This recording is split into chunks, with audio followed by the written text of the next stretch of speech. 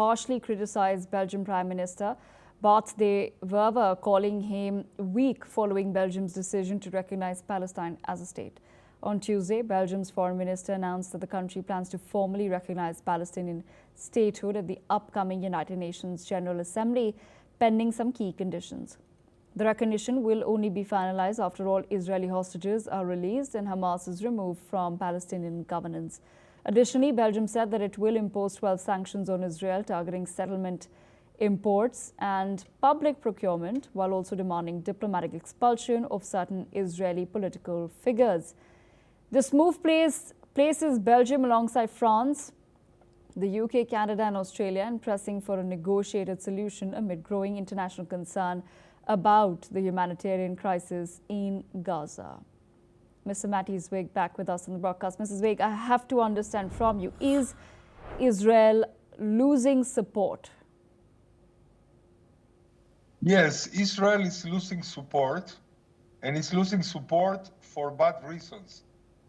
The reason is that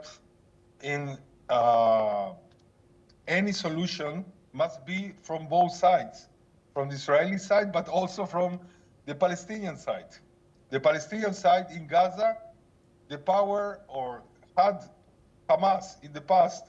If you are going to give them something now, politically, like Europe is doing now, because they are desperate because of this long war, or desperate because this is not finishing, or desperate for everything, is not going to help anyone to give a prize to a genocidal jihadist movement like Hamas.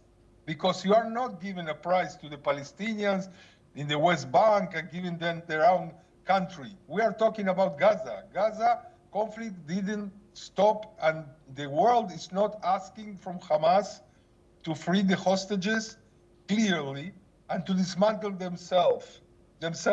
So until they are not going to ask from both sides, and not only from Israel, all this is just a movement of desperation and also internal problems with the Muslim voters in Europe that they are pressuring, and other movements that to put an end to this, only pressuring the Israeli side.